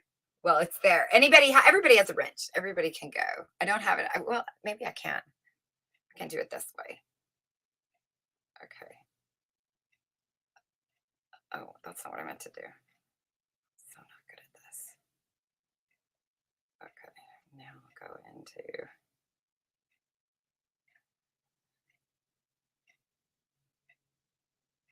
There it is. Okay, there's Gladwin's song. I'll go listen to it later. I got it in my thing now. Okay, so in the meaning of life, this right here, this adolescent stage, this is what's going on. So now let me show you a few things here in this. So these are important to note. This is the age of attachment. Okay, so the age of attachment is here. So again, even if you don't believe my much bigger picture, okay, you can clearly see it on a generational scale. So on a generational scale, around 6 months. So we got them in daycare at 6 weeks, right? So attachment describes the gradual evolving changes in a child's feelings towards her parent or other significant caregiver, and shouldn't be confused with bonding, which is the process by which the parent falls in love with the child after birth or adoption. When we say a child is attached, we're saying she has developed a strong preference for the most important adult or adults in her life. Unlike bonding, attachment doesn't happen in the first weeks or months. In fact, a baby under 6 months of age will have no preference to any particular adult as long as she is being cared for. And that goes under that understanding of me and my mother are the same. So anybody that's holding me that feels like, Mom, I'm in this, I'm with my mother, it's okay. So she can hear, the baby might not get upset as long as it can hear mommy, feel mommy, or its needs are being met. So as it starts to recognize a separate self, so it's not grandma holding it, this is a stranger holding me, that's when the separation attachment is challenged. So that's what that means there. And so in our historical epochs, you can see that playing out in the early ancient texts. Okay. So at 6 months, and our babies are already in daycare centers at 6 months. Everybody knows that, right? 6 months, babies are in daycare centers. They're starting to become mobile at this point, and they've been left to really not even bond with anyone since 6 weeks. So if you didn't bond in that first 6 weeks, which if you're not planning on breastfeeding and you're planning on going back to work, less and less and less, if any, bonding is taking place. Very little. That's what breastfeeding does. It causes you and the baby to spend quiet moments together. It's a form of bonding. and healthy attachment. So the baby becomes increasingly interested in social play, and it like back and forth games like peekaboo. And any interaction is predictable, repetitive, and familiar, right? All of it is. Any of it is. That's what they need. They need this is where in our historical, this is where we need the stars, the sun, the moon. We have to have a calendar. We start to recognize. So before we had a calendar, we had the seasons, because in our earliest stages of 6 months in our historical epochs, we needed that. Look where that shows up at. We needed all of that. We needed the stars and the moon. And then you see, so it's right there. I love that. I love when that happens. Okay. So then a little bit later, okay, so you get it. All right. Let me just tell you, this goes on to show you all the different stages. So if you've noted at a 2-year-old's tantrums, so when 2-year-olds start to throw tantrums, which is historically somewhere right there. So you forget the airplane because they're bad pictures. That's towards the end, more. It's more towards down here. It's more of a cusp picture. But you get a whole bunch of junk all right here. During that time, that 2-year-old tantrums, right? Doesn't that sound like all the kings and queens throwing little temper tantrums in the fairy tale land of preschool? That's what that is there. See it. Okay. So that is them exercising their independence, but they still need a secure base, just as I described earlier, where I said they still need that kingdom to come home to. So then this is where at 2.5 to 3, when we recognize God our Father, as we have done through our antiquity, we now have a negotiation of separation. This is when you see kids doing some bargaining. Take, for example, going to bed. You'll start to see requests for one more story or one more hug or one more glass of water. Jesus, tell me another story. These are not manipulation tactics, but ways your child is trying to negotiate with you. And at the very heart of it, what she really wants is all of you. But she understands on some primitive level that you have other needs. You might want to get her to sleep and go spend time alone with your spouse. By asking for another book or a cuddle, she's actually making a big compromise because she wants all of you, but she'll take one more. And when the time you agree to a certain number of hugs and stories, you're also compromising. And it's yet another learning opportunity or something that can be exploited in the human condition, if that's the term we're going to use. This time, she's learning that preserving her relationship with you means making some compromises. That's where we get all the handshaking and the working together and the Freemasons eventually. She's learning how to secure mutually benefit relationships with other people. Do you see it there? Ta-da! Okay. So then they go on to ask, should you worry about your kid in daycare? Let's just go down here to this one. Okay. What can disrupt attachment? Traumatic events in a child's life can interrupt good attachment, like work. Maternal depression is also a problem. Is the mother depressed?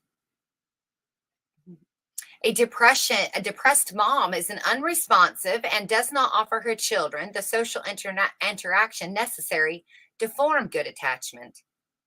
I'm talking about several depressive episodes, not a bad day or a bad week. We're talking about an incrimonious divorce that results in one parent being completely cut out of a child's life that can disrupt attachment, as can an illness or a death of parent. What do we have a lot of going on right now? A lot of parents ill, a lot of moms with breast cancer, dads with their heart conditions, draining bank accounts, an illness, a death. Did you know anyone in your life? Are you depressed? Are you too busy because you work so much? Do you just not have time? Do you feel too out of it? It's not that you're depressed, but maybe you're just too tired. And this causes a problem in the child. What the child needs is another person. If you're unable to do this for them, another parent or a guardian who will become that steady adult presence in his life. And who do we have showing up right now on the planet for these children? Gurus and politicians and Qs and Bobs and Steves and these sorts of things. Hello, rice and peas. I just clicked back over.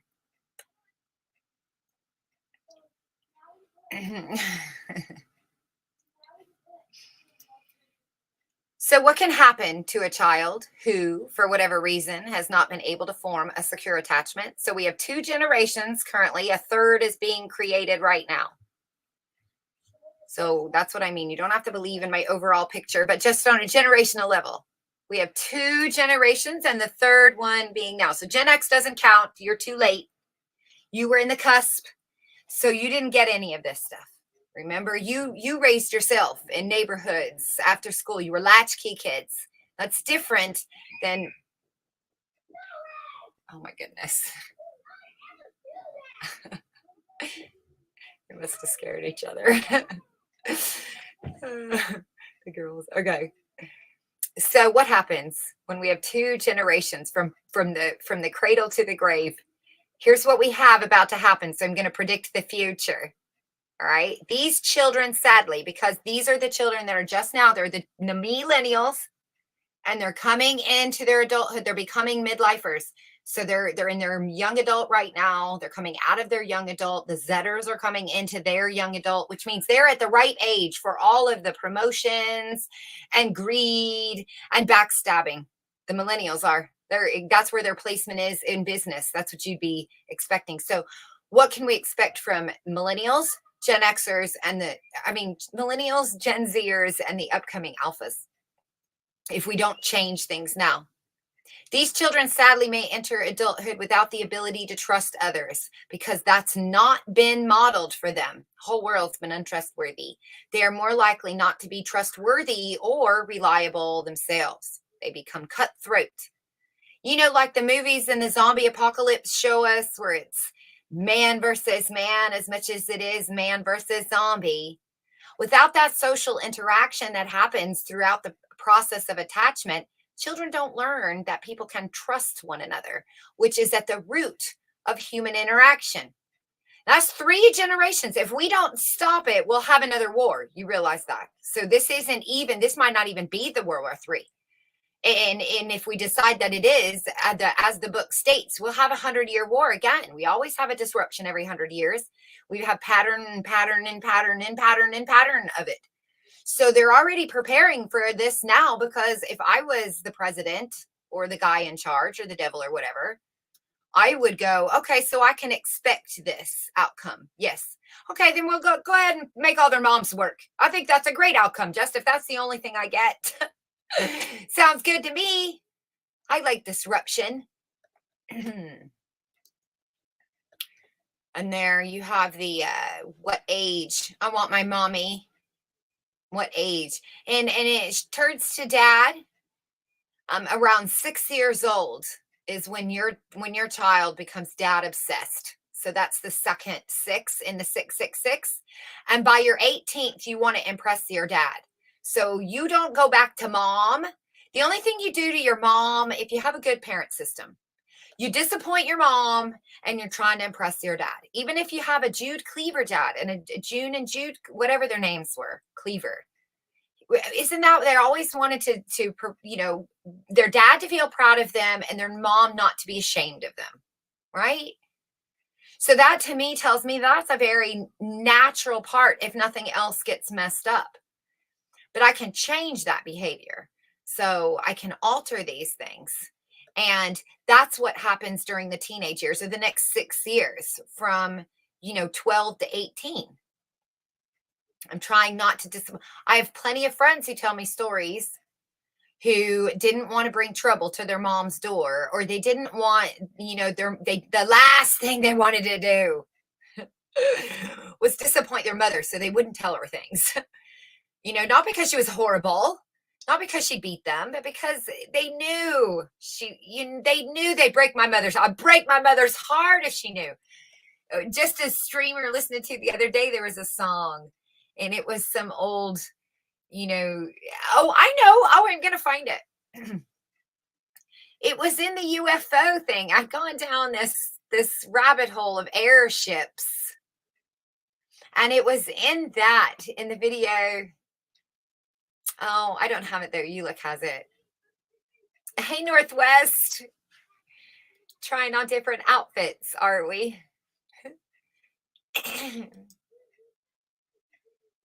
He's taking their share of the carrot cake. Is that, yeah. Exactly. I think that's funny.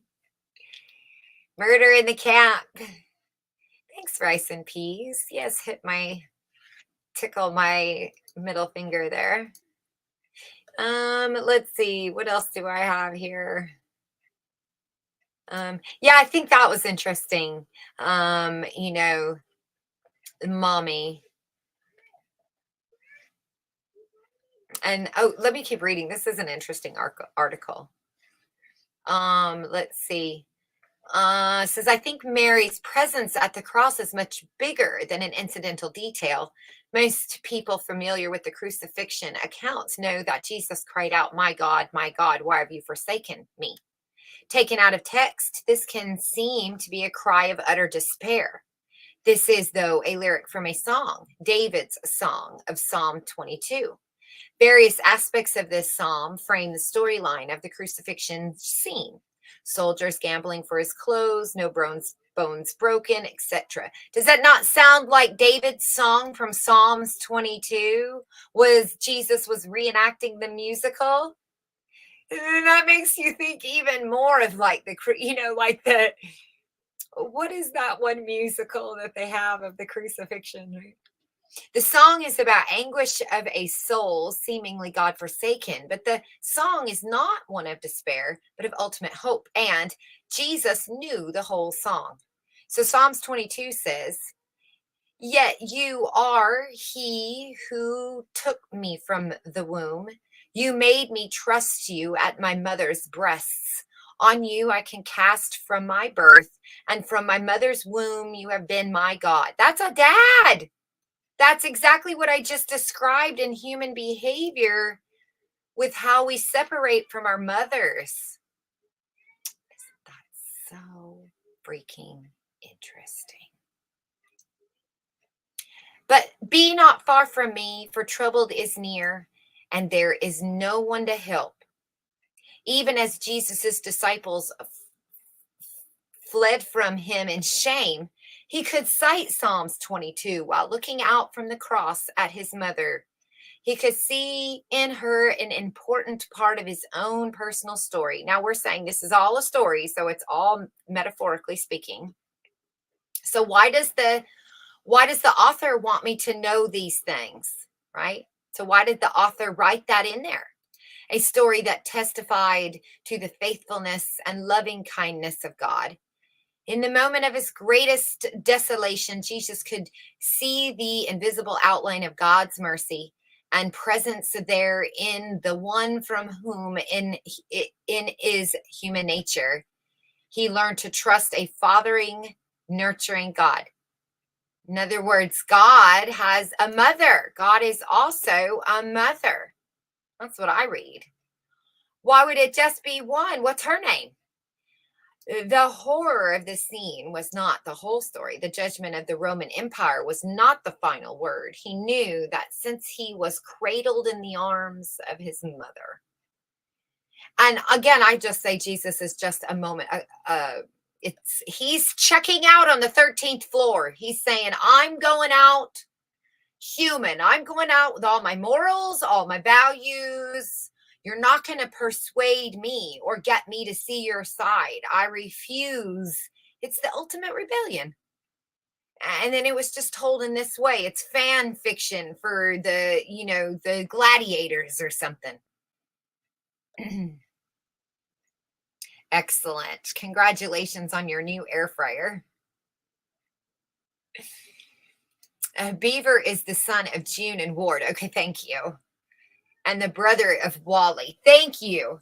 See, that's why you're here. Hope you don't eat trout. You might have a bout if you ate the trout from the Lewis and Clark Bridge. Anyway, okay, let me keep reading.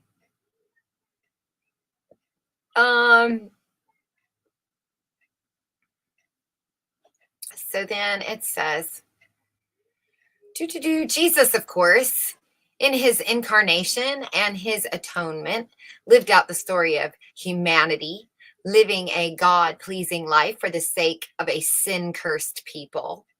That life is bookended by a mother.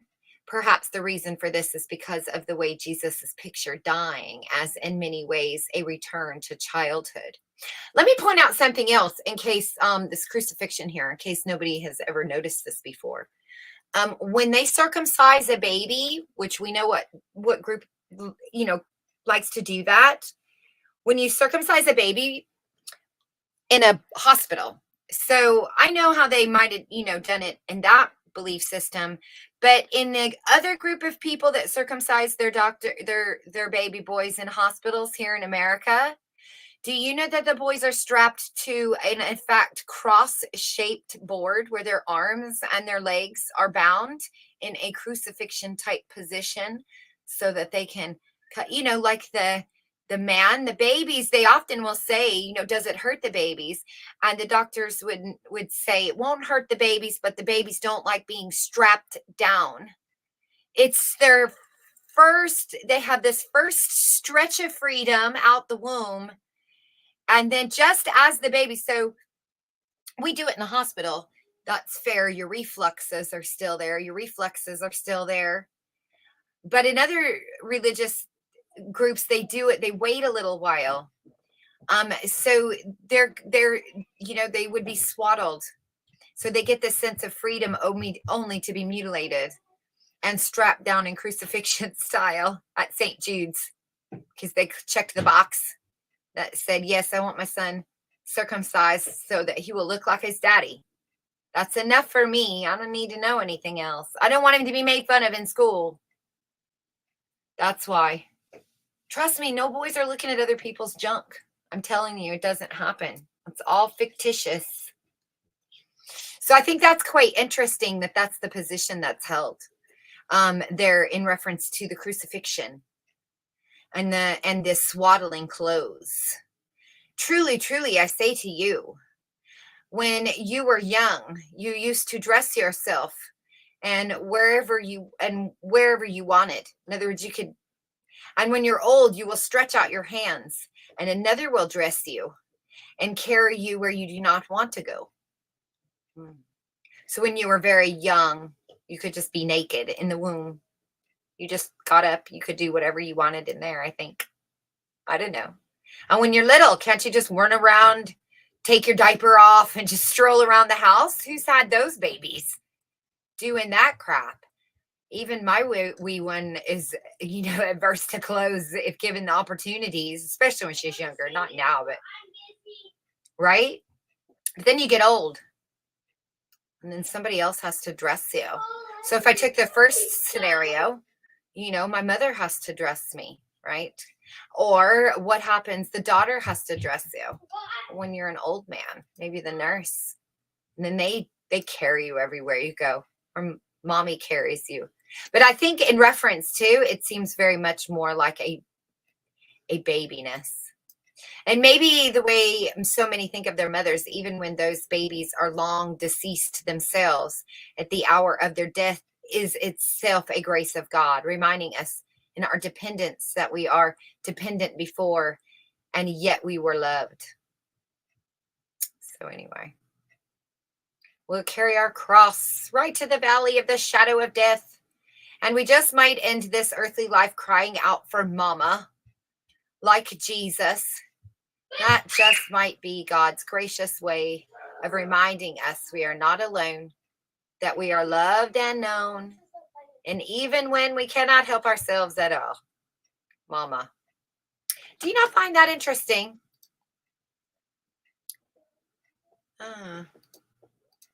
Crying out for the mom.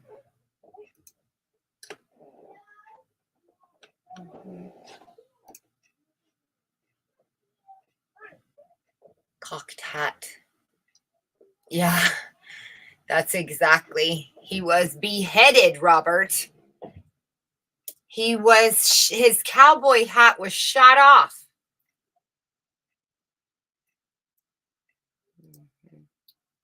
That's a very terrible thing they do. All for intent. All with the intent. There was more articles along this. I mean, you can see that I'm not oops. A young warrior's last thoughts to his mother. Why do soldiers beckon for their mother? George Floyd's mother was not there, but he cried out for his mommy. Do you remember George Floyd yelling out, "Mommy"?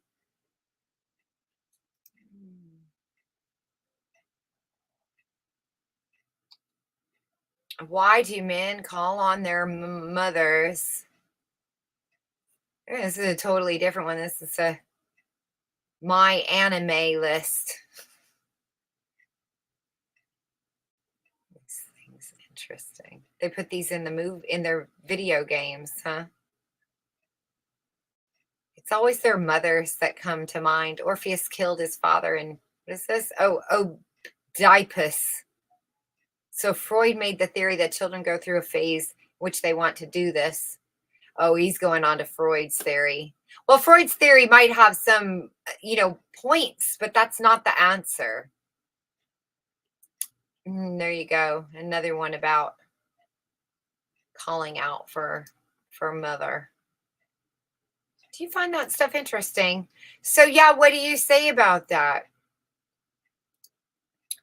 Joanie, you got to stop showing us them. I'm sorry.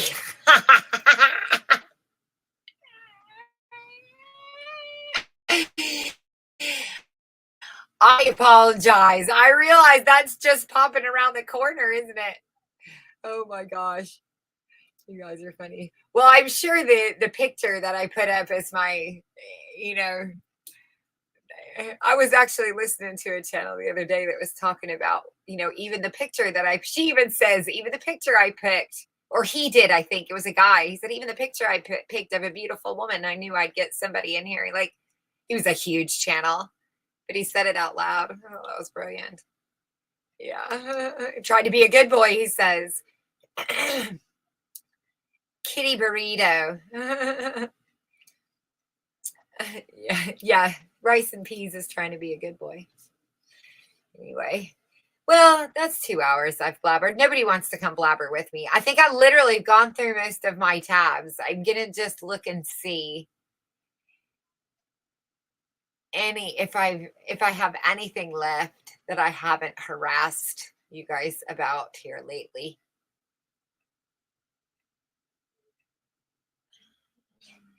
Or does anybody have any questions of things? We did the feminism. Oh, let me just do this, okay? Okay. So this guy here, there's this film. So this is just something silly. I really enjoyed his stream. So this is just something funny because when he came on camera, he reminded me of a character from a film.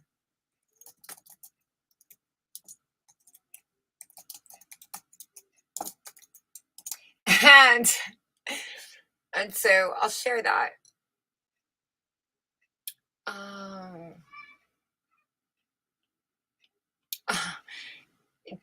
So you can. He reminded me of this guy. Let me see if I can find the one where he's with the. I can find a good one. Have you guys ever seen this film? If you've never seen Gentlemen Broncos, if you get a chance to, I was thinking I really should probably do. I might not be able to. It's not giving me. Well, I could probably do the whole trailer here. No. It's not. Okay. I don't know if you're going to have sound.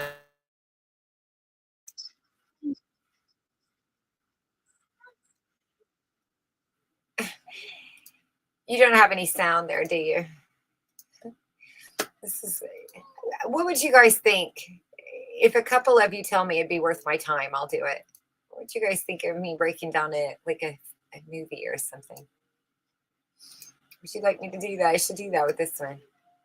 But, and I say that, and then I'm like, I don't know. How would I do it? What would I do? Oh, that's a neat song by Aslan. That must be a good one. I'll have to go listen to that one. I don't know it.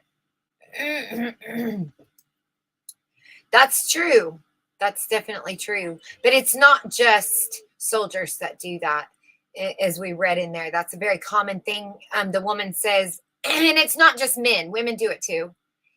That nurse was with people that are already dying. So she wasn't in. So it's something that you see across the board with people that are dying. And then that made me think of, okay, let's just take that as an idea. So let's just say that at the end, we do call out for our mothers, right? And so then people would say, so then I can hear everyone saying, well, Joanie, but in near-death experiences, people often say a guide, or maybe Jesus. Not everybody sees Mother Mary, Virgin Mary, or whatever. And I would say that's very fair. However, near-death experiences are what? They're a dream experience, which means that they're a physical form of a fairy tale that you are falling asleep to as your mother reads to you, so that you're comforted. Because what did we often do to our children to put them to bed, or even our loved ones who might have been dying, in order to ease their suffering? We would have sang to them. We would have read to them. I know this because I see it in a lot of old shows, even in Westerns and Little House on the Prairie from the pioneer days.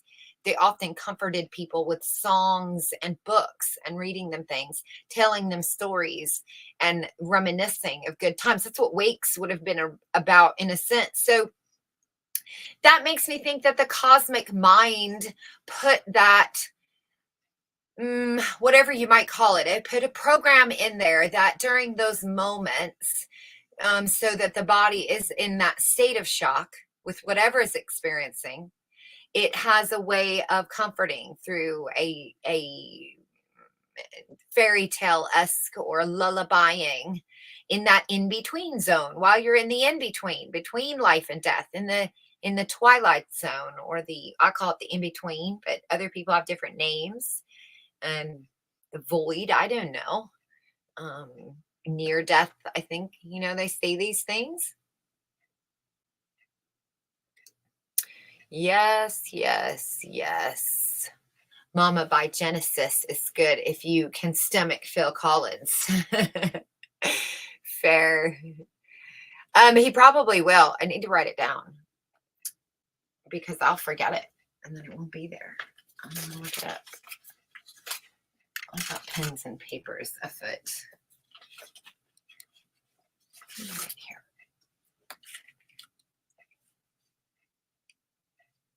Oops. Asland.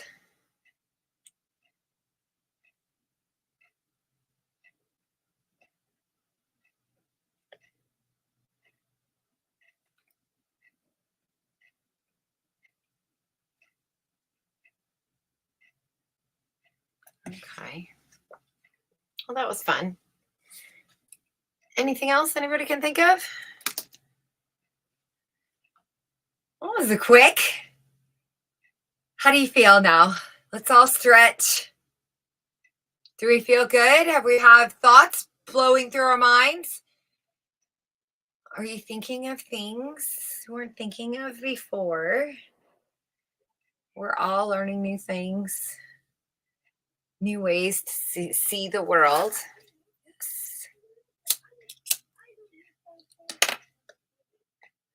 I also see that because I had a near-death experience and I started looking for, I've had lots of them. I have lots of them because of a condition I have, out of body. And so I knew that I wasn't on drugs, and I know that I don't see no light at the end of the tunnel or any of that stuff. So I had to figure out what the hell was going on because, No, wasn't experiencing the same things as everyone else. And I didn't come back with the same kind of concepts as everyone else. And yet I was having the same experiences. I've had the same experience. And I had all these people tell me you didn't really die. Well, did a doctor bring you back to life? No, a doctor didn't bring me back to life, but a bump did. Whatever. So I'm good, right? What's the difference there? What difference is it? No, I'm sorry, the attempted murderers didn't drop me off at the hospital so that a doctor could revive me. I'll just put it that way. So then what does that make me? Oh, okay. Is that what you're trying to say? Go fuck yourself. You're a dirtbag. That's what I used to always think about those people. Well, you didn't really die then. Oh, okay. All right. Okay. Tell that to them. Anyway, so I had to figure out what was going on. And one of the things that I fell into was people who described the like tripping or psychedelic type experiences. Those were more similar to some of mine. And so that's kind of the door I went into, Jerry. And I'm glad I did, because I didn't get stuck in. I'm really glad that no one let me in the, near-death experience door, because I wasn't bound by that then. And I got to unlock my own meanings and truths. You know what I mean? And doctors are calling you a neurodivergent if you don't like Ed Sheeran. Who's that? What's a neurodivergent? Is that the new term for a retard? Is that the new term? You're neurodivergent? I don't know who Ed Sheeran is. I'm not sure. Is that a singer? I'm not totally sure. You have to tell me. What else is on the menu? Yeah, so these are my tails. These are my tails. Okay. I thought that's what he was. Is he like one of those, I'm happy, this makes like every song known to man? You're like, Prince didn't write that. Steve did. You're like, what? Steve wrote everything. Is there anything he has? He has a Midas touch. You see, it got the golden touch. Is he a man eater? It's one-eyed, one-horned, flying purple people eater. Does he eat babies on pizzas? Is he Hillary Clinton? I found you. Got my flashlight on Hillary. She's behind this bush.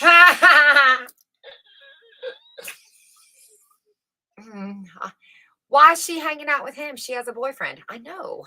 But he's sticking a cigar up that other intern's ass behind that tree over there. Gosh, Joanie, you know everything. I know all things that go on here. I climb the trees. Ginger twat. That's exactly what he is. I like that. I like that. He's a high-level plagiarist. He sits in the patent office at the music industry. Is that what you're saying? Well, okay. I'm going to go now. But I am going to come back. I have a reading to do. We have our last chapter from our Toltec Book of Wisdom. And we're going to finish that this weekend. I'm thinking tonight. Hopefully I'll get that tonight. And then I have a new book that I had just got recently that I heard about being discussed on a podcast somewhere back ages ago. And I've just now got it. And it's called When I Was Your Age, Volume 1. And it talks about, okay, let me see. It's all these kind of winners. It's got lots of weaning. It weaned a lot of things. It's a wiener. And it's got all these awards. So it starts out, tell me a story of when you were a little boy. I used to ask my father. And so it's these different people before MTV, it's just personal, everyday life stories for for different people. Now, you know, it tells you a little bit about them. So the few that I have bothered to read already, as I was skimming through, you know, you're going to get a few different, you know, some might have some money, some might, you know, have these things. So we'll see as we get going, but I think it might be interesting read. So I thought I'm going to read it anyway. So I might as well read it out loud and bother people with it. Because, you know, it's fun to reminisce anyway. You know, even if they were just fairy tale stories and made up, even if the particular people don't matter, wouldn't it be neat, you know, to have somebody like that? Bye, Jerry. So I'll be reading those starting next. The time a caveman first banged a rock on the cave wall twice. That's me. Let me out of my locker. I'm stuck. They got me in my locker. Okay. All right. Public service announcement. Skate like the asshole don't exist. Oops. That was, I hit the wrong button. Let me try that again. Take two. Take two. Public service announcement. Skate like the narcissist or the asshole. Like, fuck. I did it again. Okay, this is the final take. Take three. Skate like the asshole don't exist. This public service announcement is brought to you by Rotten Studios. Remember, no contact is the road to freedom.